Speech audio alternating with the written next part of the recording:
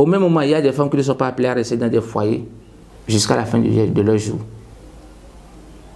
Et c'est ce que beaucoup ne comprennent pas. Et lorsque nous nous retrouvons dans une situation où il y a divorce, ça se lamente de toutes les...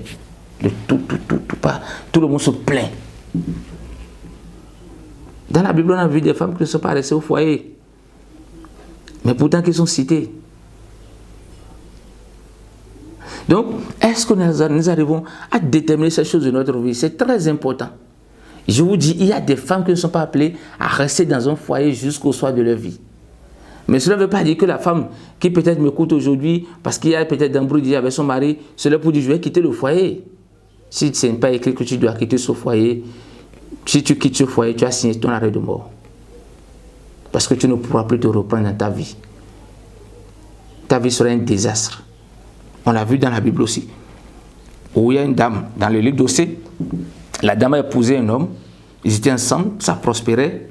Un jour, la dame s'est levée pour dire, c'est elle qui a été la bénédiction du monsieur, qu'elle va divorcer, qu'elle va quitter le monsieur. Maintenant, on verra ce que le monsieur va devenir. Le monsieur a prié, a demandé à Dieu, ma femme est en train de prendre telle position, qu'est-ce que je fais? Dieu a dit non, laisse ta femme prendre sa position, dès qu'elle va partir, je vais te trouver encore une autre femme, ta vie va encore prospérer davantage. Effectivement, cette femme a quitté le foyer, elle est partie. Osée 2, allez lire le livre, vous allez voir ce qui a été dit dedans. Elle est partie, elle s'est promenée, elle n'a pas eu d'issue. Elle a voulu revenir vers son mari, premier mari. Et Dieu a interdit à cet homme de ne jamais recevoir cette femme-là, c'est revenue. Parce que cet homme, cette femme du moins, n'a pas offensé l'homme, mais c'est lui, Dieu, que la femme a offensé. Nous sommes dans plusieurs cas de figure comme ça dans la société. Pas parce que l'autre a quitté le foyer que toi tu vas partir. C'est sa destinée. Il y a des femmes, vous allez voir, qu'elles vont se forcer à rester peut-être dans le foyer, malgré les difficultés, malgré les messages que Dieu leur donne, elles vont sombrer d'un seul coup, c'est fini.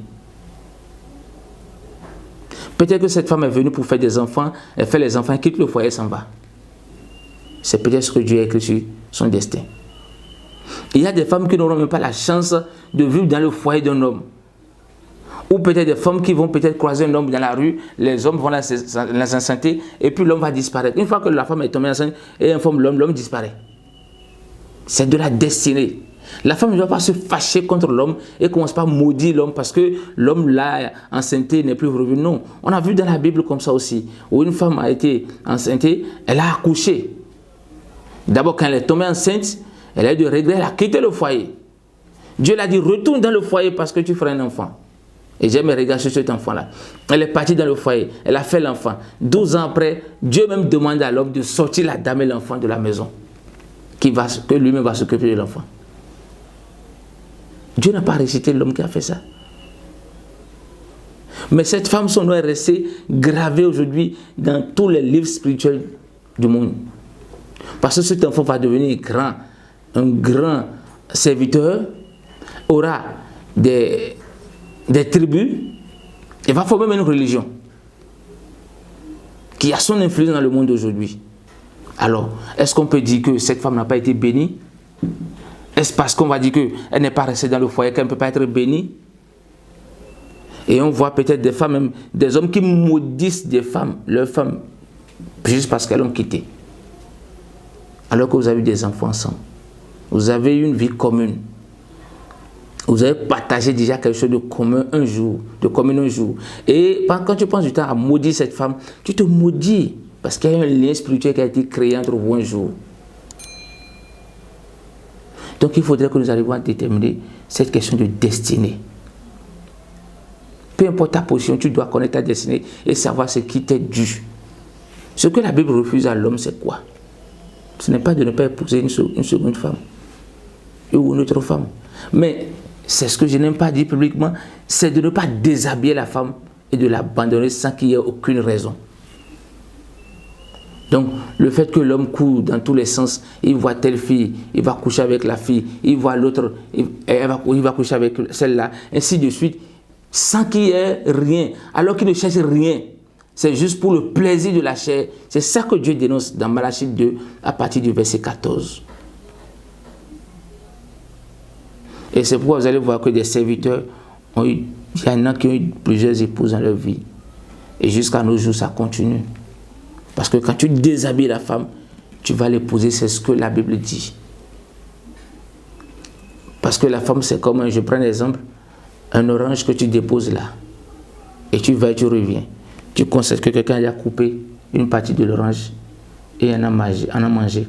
Quand tu vas revenir, tu n'auras pas la joie de prendre cette orange coupée là et manger. Tu auras des peurs, tu ne seras pas satisfait au fond de toi. Parce que quelqu'un a profité sans t'informer. Et même si cette personne t'informait, c'est une richesse pour toi que personne ne doit toucher, c'est pour toi seul. C'est ça la femme. Alors, quand tu passes ton temps à coucher avec des femmes un peu partout, quel avenir tu réserves à ces femmes-là? Qu'est-ce qu'elles vont devenir? Juste parce que tu as les moyens, tu baises les femmes que tu veux. Tu traites ces femmes-là comme bon te semble. Au Dieu, tu les abandonnes. C'est ça le péché. Le fait d'épouser une seconde femme n'est pas un péché. Donc, ce qui a été demandé à l'homme, c'est ça. L'homme ne peut pas déshabiller une femme et en faire son plaisir l'abandonner sans qu'il y ait aucun problème.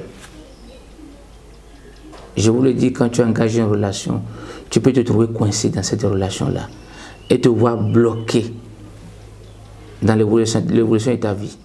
Lorsque tu fais tout ce que tu peux et tu n'y arrives pas et que tu ne vois pas du bout du tunnel, je préfère que tu fasses marche arrière et que tu réfléchisses. Si tu es sûr qu'au fond de toi, tu as fait un examen de conscience et tu n'as rien à te reprocher et que tu fais tout ce que tu peux pour que ça ne marche pas, détache-toi un peu pour remettre les choses en notre pouvoir. Ça, ce n'est pas un péché. Mais je crois que la fille, juste parce que je vois cette fille-là, je dis, bon, voici un peu ce que j'aime. J'ai un peu de moyens pour la bleuir. Et puis je la mets dans le lit, je couche avec elle pendant un bon moment. Et je dis, bon, j'ai fini avec elle. C'est comme un examen que je passe. Et quand je finis, je mets son nom là pour dire, bon, j'ai fini avec celle-là. Et quand je trouve encore une autre, je fais la même chose. C'est un péché. C'est un péché.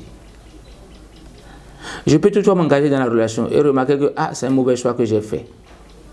Il faudrait que je puisse trouver les moyens de manière douce pour peut-être arrêter ça, pour le bonheur de nous deux. Parce qu'il y a des relations où on chante l'amour, l'amour, l'amour, on est là à se sombrer, à se détruire.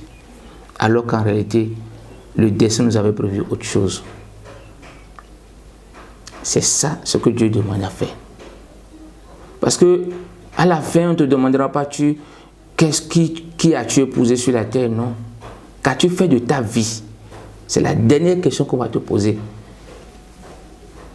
Le jour où tu vas rendre ton âme, c'est la question qu'on va te poser. Qu'as-tu fait de ta vie? Tu diras à Dieu que parce que j'ai épousé cette fille-là, c'est ça qui a fait que je n'ai pas pu avoir la foi en toi. Je me suis dérouté dans les choses qui te sont abominables. Ou bien je me suis conduit du moins dans les choses qui te sont abominables. C'est ce que tu vas dire à Dieu? Oh non. Quand elle a rencontré la femme samaritaine au bord du puits, qu'est-ce qu'il lui a dit? Elle a eu un premier mariage, deuxième mariage, troisième mariage, quatrième, cinquième, mais elle ne vivait pas encore sous le toit d'un homme. Cette femme était soucieuse. Elle se demandait ce que les gens allaient penser d'elle dans la société. Mais Jésus l'a dit, là, ce n'est pas le problème. Dieu est descendu dans ton cœur à partir d'aujourd'hui. Et cette femme, malgré qu'elle n'est pas mariée, est considérée encore comme femme libre. Puisqu'elle a croisé Dieu, elle a donné son cœur à Dieu pour faire ce que Dieu veut.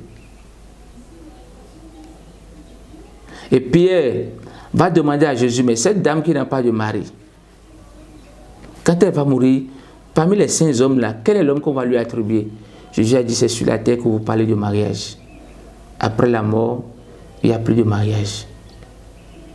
Et c'est chacun qui sera appelé à être jugé. C'est pourquoi il dit, le moment venu, que celui qui soit sous le toit ne descende plus à la maison. Et il dit même que la femme enceinte, que malheur la femme enceinte, parce que c'est une seule personne qui sera enlevée. Et donc celle qui sera en couple, ça dit en double en elle, qui aura une vie en elle, ne pourra pas être enlevée. Et il dit celui qui est au champ, qui ne pense pas revenir à la maison pour dire je vais appeler mes enfants, ma femme, non. Donc la vie, c'est d'abord notre âme. C'est pourquoi il a dit que chacun s'examine. Toi qui défends que ton mari n'aura pas une autre femme, est-ce que c'est ce que Dieu t'a demandé de faire dans le foyer? Il y en a même qui vont faire des pratiques occultes pour détruire la vie de ces femmes peut-être qui rôdent autour de leur mari. C'est des choses qui doivent arriver. Mais je préfère que tu pries pour le monsieur, que tu lui demandes la lumière de Dieu, que cette lumière intègre son cœur, qu'il puisse mieux appréhender ce qui se passe. Parce qu'il y a des femmes, malgré qu'ils ne courent pas derrière, il y a des hommes, malgré qu'ils ne courent pas derrière des femmes, les femmes en ville les voient juste prendre leur nom pour qu'on soit courir, pour faire des pratiques, pour les attirer. Est-ce que tu arrives à percevoir cet aspect de la chose dans ton foyer? Pour savoir que ton mari est vulnérable et qu'il a besoin de prière. Et que tu dois... Parce que tu es là pour le soutenir au fait. Tu n'es pas là pour le détruire. Donc il faudrait que nous puissions commencer par corriger ces choses en nous. Et que la femme sache que tant qu'elle est dans le foyer d'un homme, qu'elle n'a plus le droit de dire qu'elle veut aimer un autre homme dehors. Tant qu'elle a engagé une relation sexuelle avec un homme, elle doit comprendre qu'elle n'a plus le droit de s'offrir à un autre homme dehors pendant qu'elle n'a pas fini avec cette relation. Et moi je le dis, c'est ce que j'enseigne, s'il arrive un moment où il y a une femme au foyer qui se rend compte qu'elle n'aime plus son mari, je n'en fais pas une loi. Si elle se rend compte qu'elle n'aime plus son mari, et qu'elle a fait tout ce qu'elle peut, et ses regards se sont tournés vers un autre homme dehors, et qu'elle pense qu'elle doit obligatoirement passer à un acte avec cet homme du dehors, je préfère qu'elle ramasse ses effets, qu'elle quitte le foyer. Et là, elle agira en toute dignité. Mais si elle est dans le foyer et cherche à s'engager avec un autre homme dehors, elle viole l'un des 10 commandements de Dieu, l'adultère. Et ça ne se pardonne pas. Ceux qui ont l'expérience peut-être qui me suivent vont comprendre que ça ne se pardonne pas. Et il y a un prix à payer pour ça. Ça a des conséquences désastreuses sur nos vies, la vie de ceux qui le font. Donc nous devons essayer de comprendre ces choses-là. La femme n'est pas appelée à être au milieu de 2 hommes. Non, ce n'est pas donné comme ça. Nous avons vu des lois aujourd'hui dans d'autres pays à l'Occident où c'est encouragé la polyandrie. Et c'est un péché. Le péché ici, c'est que ça déstabilise la vie de ceux qui le pratiquent. Ils ne le comprennent pas peut-être, mais ils sont là, ils tournent dedans, ils se disent qu'ils vivent heureux. Mais plus tard, ils se rendent compte qu'ils se sont donnés à des choses abominables. Et seul Dieu peut nous illuminer sur ces choses-là. En conclusion, je vais dire que la femme obéisse à son mari. Et essaie de lire son mari spirituellement dans le foyer. De ne plus observer son mari physiquement. Et vous allez voir une facilité de la relation qui va s'installer. Que l'homme aussi ne se permette plus de se faufiler parmi les femmes dehors parce qu'il a les moyens en main, ou bien parce qu'il voit que bon, il y a des femmes qui se pointent devant lui et qui peut coucher avec toutes ces femmes-là qui voient, les abandonnent pour aller. C'est un péché et on lui demandera des comptes. Parce que si lui il apprend que sa fille, il y a des hommes qui couchent avec elle n'importe comment dehors, il ne sera pas digne. Alors ce que tu ne peux pas accepter qu'on te fasse, ne le fais pas à l'autre aussi. Si vous voulez épouser une femme, alors là vous pouvez passer. Mais lorsque vous sentez que ça ne va pas, vous pouvez vous retirer. Ce n'est pas un péché. Mais n'allez pas juste parce que pour le plaisir et après vous retirez. Parce qu'il dit dans Malachie 2, pourquoi n'as-tu pas été fidèle à la femme de ta jeunesse, la femme de ton alliance? Parce qu'il y a une seule personne qui l'a fait. Parce qu'il cherchait la postérité de Dieu. Et ça durait à ses yeux. Qu'est-ce que tu cherches en se promenant parmi les femmes, les jeunes filles? Que gagnes-tu dedans? Donc, essayons de comprendre ces fondamentaux. Allons à la découverte de nos destinées pour savoir réellement ce à quoi nous sommes appelés sur la terre. Pas parce que l'autre a du plaisir à prendre les femmes à se faufiler dans les hôtels, à en faire ce qu'il veut, que toi aussi tu peux penser que tu peux le faire. Vous n'avez pas la même destinée. C'est pas parce qu'il y a une femme à côté qui commet l'adultère régulièrement dans son foyer et rien ne se passe, personne ne le sait, que tu peux croire que toi aussi tu peux le faire.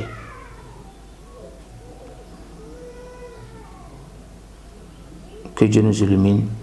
Et s'il y en a qui ont déjà commis des bêtises du genre, je vous prie de vous plonger dans la rémission du péché, dans votre chambre. Et demandez à Dieu de vous restaurer. De restaurer votre vie spirituelle, c'est important parce que vous allez laisser des conséquences aux enfants qui ne pourront plus gérer après et ça va entraîner des situations inexcusables après. Que Dieu nous garde et nous illumine et que sa grâce accompagne tout un chacun de nous, que sa grâce soit sur son vie TV qui s'efforce chaque jour de nous rapprocher davantage de la volonté de Dieu.